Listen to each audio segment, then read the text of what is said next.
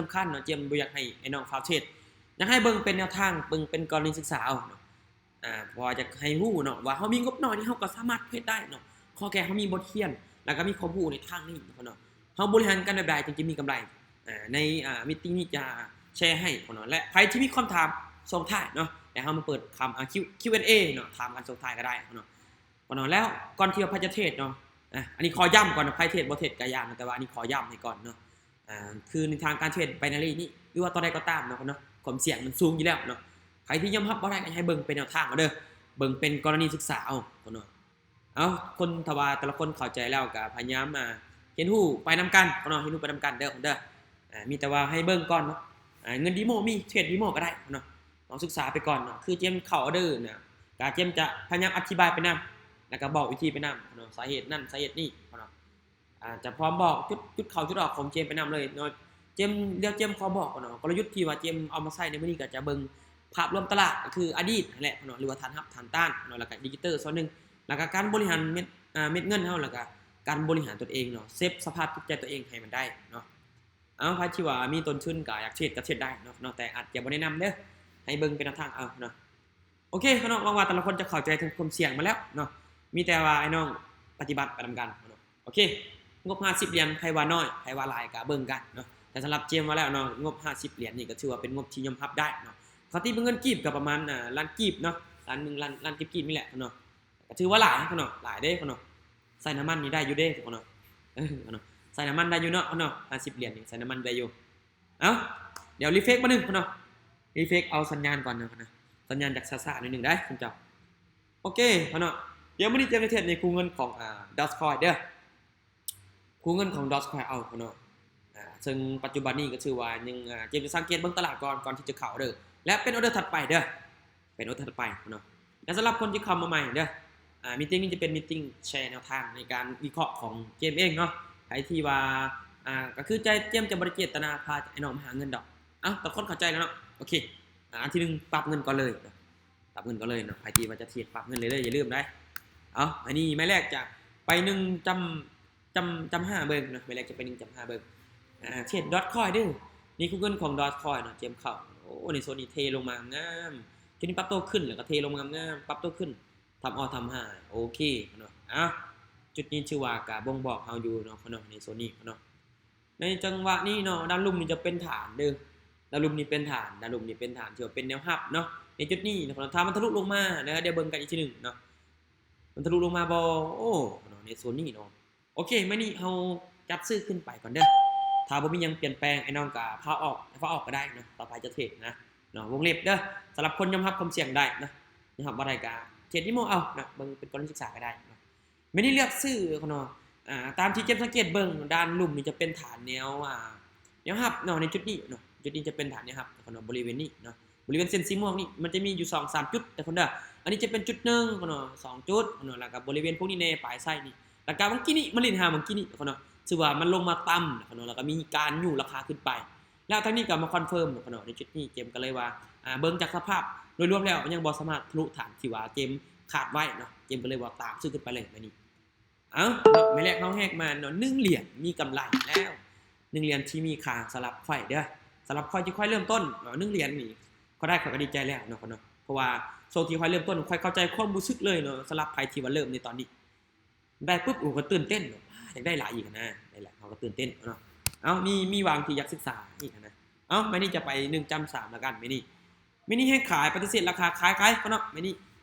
เอาขายมา1เด้อเนาะไม่นี่ขายมา1จุดนี้เจมเลือกขายเนาะอันที่1เนาะในโซนนี้มันขึ้นไปก่อนนั้นนี่เนาะก่อนที่ว่าเฮาจะวิเคราะห์นะมันขึ้นไปค่อนข้างหุ้นแห้งชื่อว่าแห้งขายเนี่ยกดโตลงมาแห้งทุกเจ้าเนาะและอีกอย่างเนาะในโซนนี้เนาะในโซนที่ว่าเฮาลิ้นอยู่วังกี้นี่เนาะชื่อว่านี่มันเป็นอยู่ที่2แท่งเขียวแต่แท่งนี้เจมก็อ่านอีกเนาะมันจะลงมาเป็น2แท่งแดงคือกันเนาะการเทรดเป็นอะไรนี่ที่สำคัญเนาะเจมจะมักเบิ่งอดีตส่วนหลายเด้อเจมอินดิจิตอลเจมก็เบิ่งแต่ว่าบางส่วนบางจุดเนาะวงเล็บเด้อบางจุดบางส่วนเจมบ่ได้เบิ่งหมดได้เนาะเจมเบิ่งบางส่วนนี่ซื่อแล้วเจมมาปรับใช้บางส่วนที่ว่าใช้ได้ผลแล้วเฮาจะฮู้จังได๋เฮาต้องศึกษาอยากให้มันเข้าใจกับเทคนิคที่เฮาใช้เนาะเดี๋ยวเฮาเบิ่งกันใหม่เนาะเทรดเป็นอะไรนี่จะเป็นการเทรดที่ว่ามีความเสี่ยงที่สูงเนาะขาดทุนไว้ได้ไว้เนาะแต่เนาะมันก็มีข้อดีของมันคือกัน เนาะไม่นี่ตามซื้อขึ้นไปต่อเนาะไม่นี่เขาก็ตามซื้อขึ้นไปต่อเนาะในจุดนี้นี่เขาตามซื้อเจมนี่ให้ 70% เด้อโอ้เดี๋ยวนี้เจมให้ 70%เนาะเจมบ่ให้หลายเนาะเนื่องจากค่อนข้างว่าไกลในโซนนี้แน่เนาะไกลในโซนนี้แน่สมเจ้าแต่ว่าด้านลุ่มนี่ก็มีคือกันด้านลุ่มนี่ก็มีคือกันเนาะด้านลุ่มในจุดนี้แต่เนาะเฮาเบิ่งโดยรวมแล้วเนาะแห่งซื้อนี่ยังมีอยู่อีกอย่างเนาะมันฮักกะลินอยู่ที่2แท่งเขียว2แท่งแดงในจุดนี้นี่เนาะโอกาสที่ขึ้นไปมีแน่นอนเนาะเนาะปัจจุบันนี้ก็ชื่อว่ามีแห่งซื้อยู่ราคาขึ้นไปแล้วเนาะถึงตลาดปัจจุบันนี้มันก็พยายามทำให้จากไปหาโซนที่ว่าเคยลิ้นแล้วก็ไปหาโซนจุดสูงสุดเนาะปัจจุบันนี้ชื่อว่ามีแห่งขายกดราคาลงมาทรงท้ายเนาะเป็นแท่งที่ว่าบ่เต็มใจประดับเนาะแท่งนี้เนาะชื่อว่าในจุดนี้ก็พลาดก็บ่เป็นหยังเนาะเฮาพลาดโดยที่ว่าเฮาวิเคราะห์ไปตามกลยุทธ์ของเฮาแล้วเดี๋ยวมื้อนี้เจมจะผ่านเจมจะบ่เข้าสอนเด้อเดี๋ยวเจมเบิ่งก่อนสาเหตุมันเกิดจากหยังจึงเฮ็ดให้ตะนะแท่งเทียนตัวนี้เป็นจังซี่เดี๋ยวเฮาไปเบิ่งนำกันเนาะอันที่1ตามที่เฮาจับใจความได้เนาะหรือว่าเฮาเบิ่งโดยรวมแล้วก็จะแม่นฐานเนาะฐานเก่าของมันเลยเนาะฐานเก่าของมันจะมีหลายในตอนนี้เนาะคันว่าเฮาเบิ่งบ่เป็นเนาะมันค่อนข้างว่าเบิ่งยากเพราะเจมเคยเจอเนาะจากที่มันเคยเป็นฐานนะครับพอแท่งเทียนลงมากายปึ๊บในจุดนั้นที่เป็นนะครับกลายเป็นฐานแนวต้านทันทีก่อนผู้ที่เก็บออกออเดอร์เนาะเจมมีงบ5แสนกีบเนาะเก็บออกออเดอร์ไปอยู่ที่10 เหรียญเนาะเจมก็มั่นใจในตอนนั้นเนาะก็บ่ฮู้ว่าเอาความมั่นใจมาใส่เนาะศึกษาก็บ่ได้ดนเนาะมันต้องขึ้นแล้วไปอันนี้ก็เลยแบบยักขึ้นเนาะมันขึ้นไปทำอิดได้มันขึ้นแต่มันดีลงมาตับมาเดียวทุกคนอันนี้จะตื่นเลยอันนี้นะอันนี้ตื่นเลยอันนี้บอกไทยเลยอันนี้ไปซื้อเครื่องอยู่ได้มือนั้นเจมชื่อได้มือนั้นเจมชื่อเลยมือนั้นคันมีอันนั้นอัดคลิปให้เบิ่งอยู่เจ้าเนาะถือว่าเป็นบทเรียนอีกจุดนึงที่ว่าเจมผิดพลาดในช่วงนั้นก็เลยว่าศึกษามาฮอดปัจจุบันนี่แหละโอเคก็เนาะ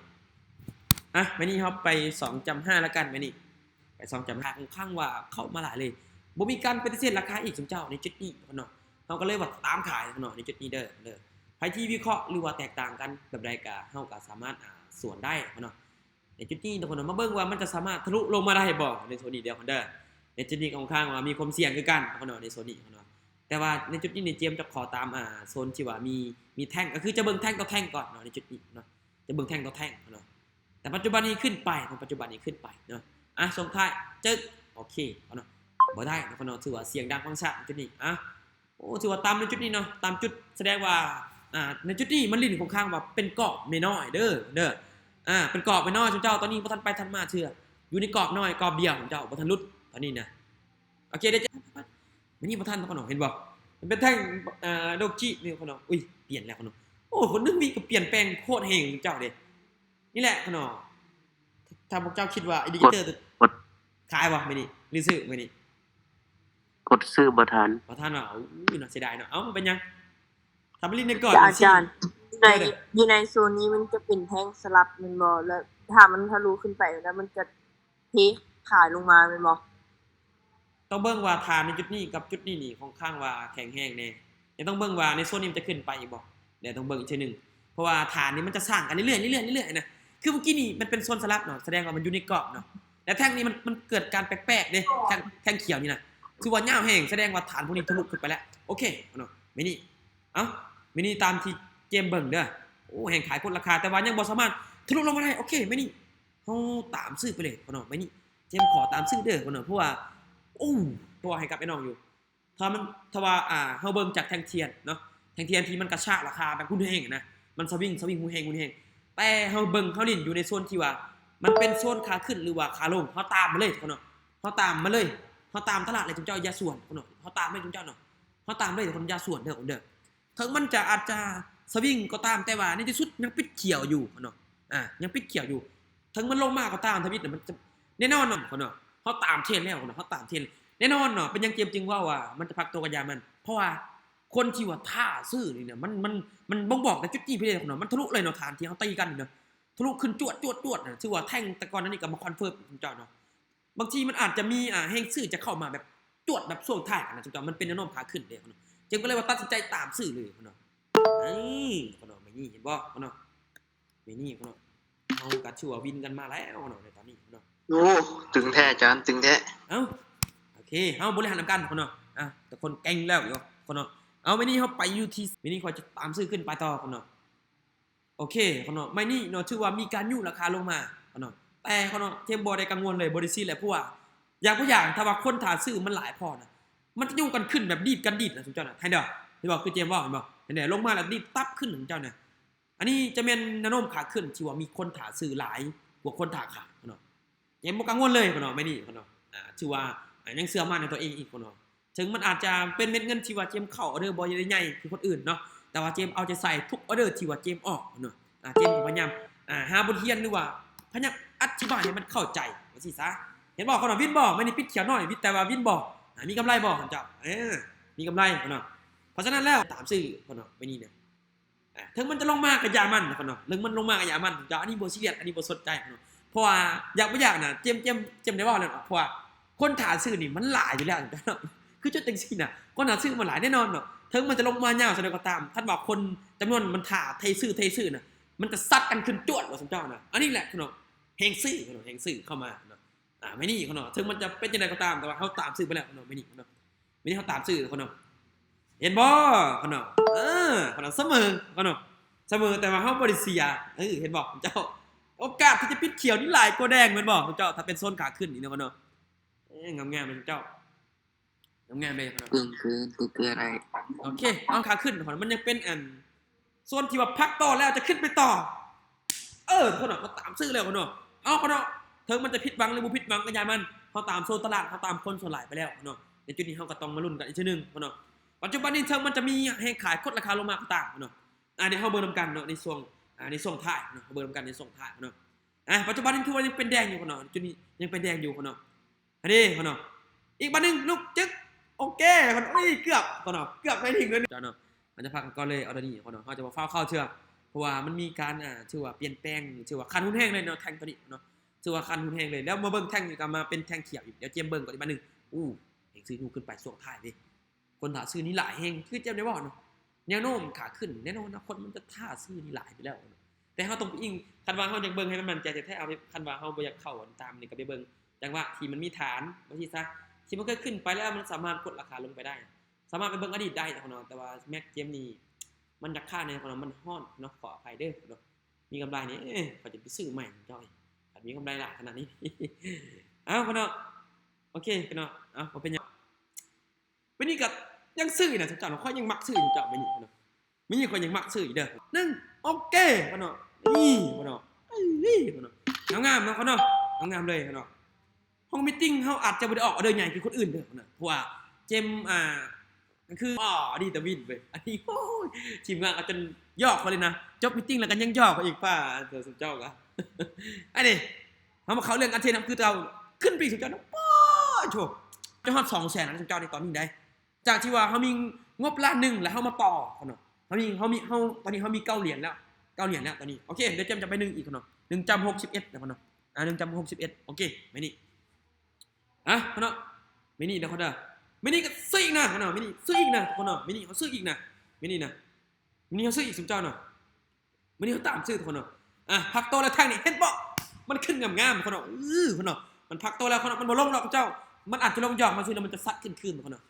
คนเนาะเฮาต้องแบบ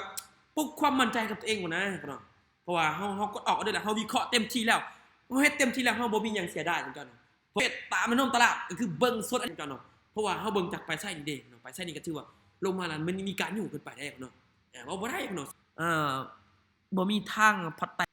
เดี๋ยวเฮาเบิ่งกันการบริหารเงินของเฮาเป็นจังไดเดี๋ยวเบิ่งก่อนเนาะมันปรับตัวแล้วเนาะมันน่าจะปรับตัวแล้วเฮาเบิ่งกันทีนึงนี่ทุกคนเนาะกำไรเจมบ่เอาหลายเด้เจมก็บ่ได้หลายเด้กำไรนี่คันว่ามันเลาะอยู่แล้วเนาะบ่กับความรู้เฮาอีกเนาะเฮาก็ถือว่าเฮาก็เก่งอยู่แล้วเป็นผู้นึงที่ว่าเก่งอยู่แล้วแต่ว่าเฮาจะเก่งกว่าเขาเฮาก็ต้องบึ้นกว่านี้เขาเฮ็ด50เฮาเฮ็ดทบครึ่งเลยเนาะเขาพยายาม100เขาพยายาม2,000เนาะเจ้าทบครึ่งเลยเจ้าเฮามันจะเก่งกว่าคนที่ว่าเขาเก่งกว่าเฮาเนาะเฮาต้องบึ้นกว่าเขาอีกนะเจ้าเด้เพราะว่ามันในยุคปัจจุบันนี้คู่ในการเฮ็ดหยังก็ตามมันจะมีคู่แข่งหลายแม่นบ่เนาะเฮ็ดธุรกิจเฮียนก็ยังมีคู่แข่งอีกเนาะถ้าว่าจะเอาคะแนนดีก็ต้องได้เฮ็ดเก่งต้องอันนั้นอีกเจ้าเนาะเฮาก็ต้องได้มั่นฝึกฝนตัวเองอีกเนาะคือเตะบ้านก็ยังมีทีมที่ว่าเขาเจ้าเก่งอีกเนาะเฮาก็ยังได้ฝึกอีกนะเนาะเจ้าทีมนี้เฮาก็ยังได้ฝึกอีกนะเห็นบ่เนาะคือเขาจะว่ากันการเรียนรู้มันมีวันสิ้นสุดเนาะเฮาสามารถพัฒนาตัวเองไปเรื่อยๆจนกว่าเฮาจะตายจื้อไว้เนาะคำนี้เนาะการเรียนรู้บ่มีวันสิ้นสุดจนกว่าเฮาจะตายเนาะจื้อไว้เลยคำนี้ทุกคนเนาะ อย่างทุกคนได้เข้าใจเนาะอันนี้บ่ได้เว้าแค่การเทศเนาะเฮ็ดหยังก็ตามเนาะการเฮ็ดรูปมันบ่มีวันสิ้นสุดเนาะจนเฮาจะตายเนาะโอเคเนาะสำหรับในฮอบนี้เนาะเจมส์ก็บ่ได้มีหยังหลายดอกเนาะที่ว่าจะมาเฮ็ดให้แต่ละคนแบบมีไฟนะเจมส์ก็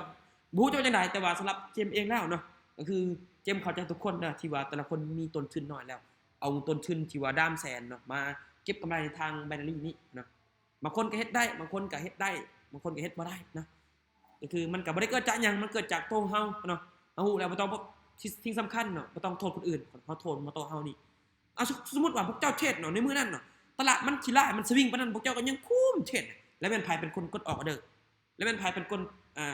กดซื้อกดขายแล้วแม่นไผที่ว่าเป็นคนเข้าตลาดแต่ตัวเฮาเห็นบ่เนาะ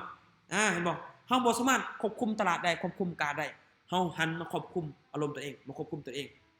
เนาะทุกคนต้องมีบทเรียนเป็นของตัวเองทุกคนต้องจดบันทึกเนาะในการเรียนรู้ของตัวเองทุกคนต้องจะรู้ว่า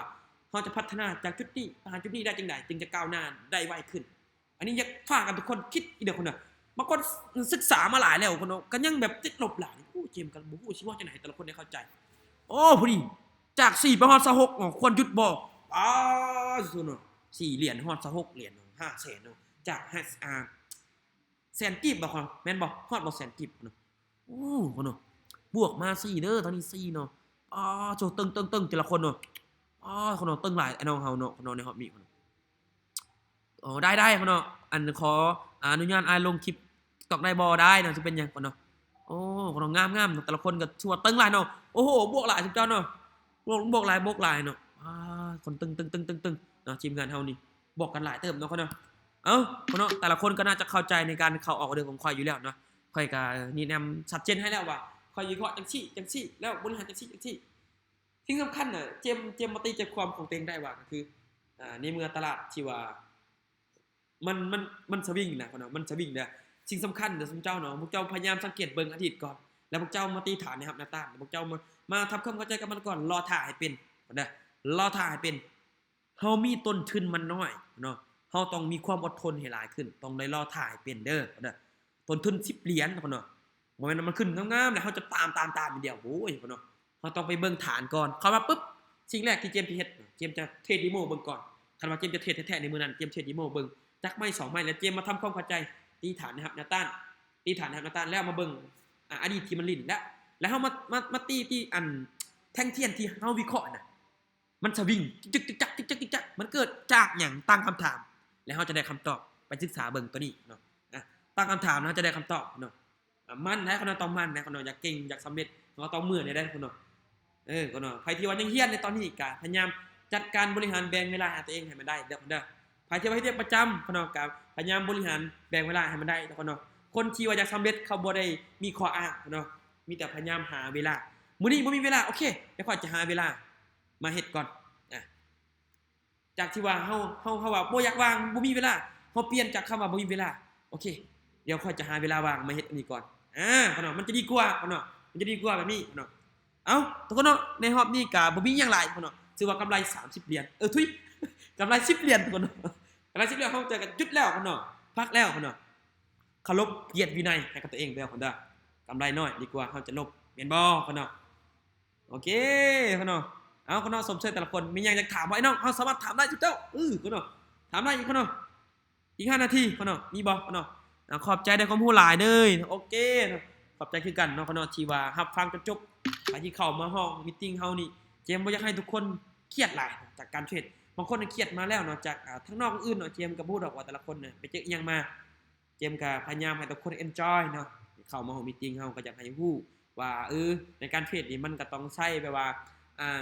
ในการฮู้แบบเฮาแบบบ่ต้องเครียดหลายก็ได้นะเนาะค่อยๆไปนั่นนี่เฮาเอนเตอร์เทนไปนะเจ้าเนาะเป็นไอขนาดโอเคก็เนาะก็เนาะถ้าบ่มีก็จะขอขอบใจมีตติ้งในของฮู้หลายโอเคก็เนาะก็เนาะขอบใจคือกันนะก็เนาะเดี๋ยวพบหน้าเนาะมื้อตอนเช้าก็เนาะอย่าลืมไปเจอกันในห้องมีตติ้งเจมส์จีสุดหล่อคือเก่าเด้อคนเด้อมื้อตอนเช้าเนาะฮอบ 8:00 นนี่แหละเนาะฮอบ 8:00 นเนาะเดี๋ยวพบกันใหม่เนาะเนาะในฮอบนี้ถ้าบ่มีหยังก็จะขอลาตัวเด้อคนเด้อเดี๋ยวเฮาก็พบกันใหม่มื้ออื่นเนาะ 6:00 นเนาะ 6:00 นมื้ออื่น 6:00 นเด้อไปรับชมในคลิปของข่อยได้เนาะคลิปนี้แหละเนาะแอดไว้เนาะในช่องแอปแดงเนาะแอปแดงเนาะสามารถไปรับชมได้เด้อคนเด้อ ชื่อซ่อมก็เจมจี้แฮนซัมเนาะบ่สามารถพิมพ์แล้วสามารถติดตามซัพพอร์ตกันได้เนาะบ่เฮ็ดกับพยายามเฮ็ดให้กับไอ้น้องอีกเดี๋ยวเนาะเจมเฮ็ดบ่เฮ็ดให้อีกจ้ะเนาะเอาเนาะเดี๋ยวเฮาเติบโตไปนำกันเนาะโอเคเนาะไอ้น้องเฮาโอเคเนาะบ๊ายบายพบกันเด้อ